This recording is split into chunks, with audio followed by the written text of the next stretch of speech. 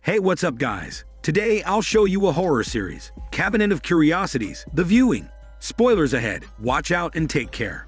The story begins with the narrator asking us what may happen if the collector becomes the collected. After expressing his fear over the prey becoming even greedier than its hunter, the narrator pulls out an invitation card and tells us that the name of today's story is The Viewing.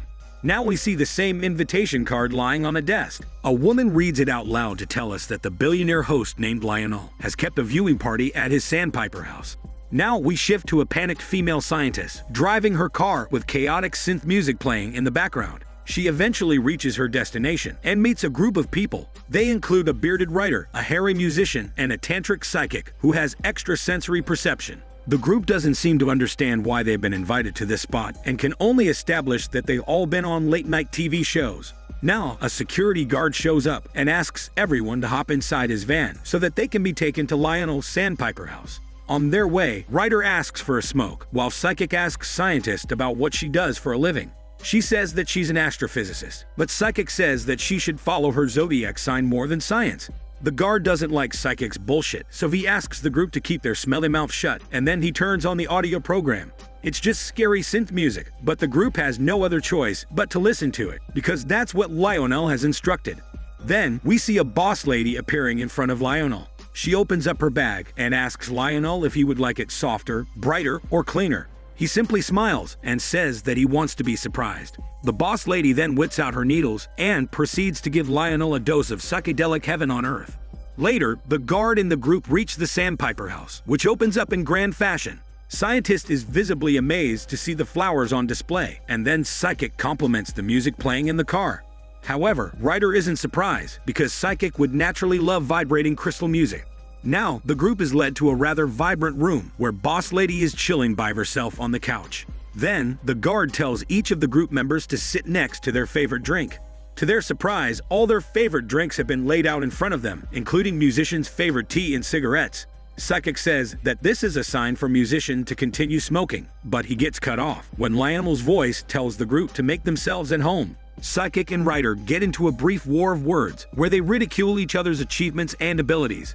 That's when Lionel makes an appearance and shows off a 50-year-old bottle of Japanese whiskey that survived all kinds of tragedy, only for it to be served today in 1979.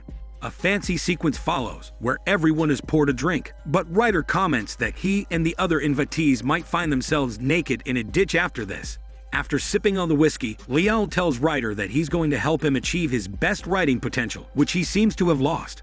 Next up is Psychic, who is told that his extrasensory perception will also be enhanced after his experience tonight. After him, Lionel shifts to Scientist, whose astrophysical research has given rise to much controversy worldwide, especially with all her theories on aliens. Lionel wants to compare Scientist to the great philosophers of the world, but she says that she's barely completed her first thesis. Despite her humility, Lionel says she's worthy of his praise, and then he compliments Musician for being a great musical artist. Writer tries to land a sneaky comment on Musician, but Lionel tells him to be respectful. Musician confesses that he's worried about how his new album will be perceived by the general audience. Lionel motivates him by saying it's going to be a hit, but Scientist says nothing can predict the future state of a particle. Now, Musician lights a cigarette, after which Boss Lady and Lionel both ask him to try his whiskey drink. He does so immediately, and then Lionel kicks off some disco music. Scientist likes the groove, but Lionel says he has an Italian producer making this music exclusively for him, so she can't buy it anywhere. Lionel apologizes to Musician for not letting him make the music for the Sandpiper house, but he promises to give him the job for his upcoming Ecuador house. On top of that, Lionel also says the architect of this place is someone nobody knows of because he collects things beyond the known. This intrigues everyone, so the question finally arises as to how Lionel made his fortune. He explains that he invested in uranium at the right time and became rich because of the war. Now, Boss Lady starts a cigarette, much to Psychic's discomfort, but she convinces him to smoke it up. Then Lionel asks Musician what it would take for him to make music exclusively for him. He's unable to answer at first, but then he states that he wants something that cannot be attained. Basically, Musician wants to fill the void in his soul, which exists like a black hole, despite his success. This isn't something that Lionel appreciates, so he changes the music and the mood. Afterward, the group spots a golden gun on display, so Lionel says it has something to do with the guard, who looks a little absent-minded. However, he maintains that he's not a man of violence, as he's seen things that would make the group shit themselves. He also states that Boss Lady has a very interesting story. Scientist is interested in hearing something unique about Boss Lady, so she says that she used to work for Gaddafi, the former dictator of Libya. Lionel is shocked to see how willingly she gave this information to Scientist, but Boss Lady says she senses a connection with her. After giving an emotional speech about Gaddafi, Boss Lady looks at Lionel, who claims she's the one keeping him alive. He clarifies that he's the one who serves Boss Lady, not the other way around. After that topic, Boss Lady changes the music and takes out some custom-made substance. Psychic is skeptical about it, but Lionel tells him to act like a cowboy, not a chicken boy. Boss Lady adds an extra powder to the substance that makes Scientist conscious. However, Boss Lady reassures her that she's created this new powder to be used in specific ways. It will rather enhance everyone's sensing abilities and make them in tune with the same wavelength. Lionel tells them to live their lives because they only have one. They hesitate at first, but finally give in after being pushed to take a try by Lionel, even though they do not know what it will cause to take this kind of hallucinating substance. Everyone starts tripping for a bit, and then Lionel explains that he brought them here because of their skills and achievements in their respective careers, which will help them understand what he's about to reveal. Finally, it's showtime, and Lionel opens up a secret passage that leads to a room called the Obelisk Chamber, which has a mysterious rock inside. Everyone walks around the rock and is confused as to what it might be. Psychic thinks that it's a power totem, but Scientist believes this might be an asteroid. Lionel states that the rock is impervious to X-rays. He then spots Musician lighting a cigarette, so he also asks Musician not to smoke in the chamber, possibly because it will affect the demonstration of the mysterious rock.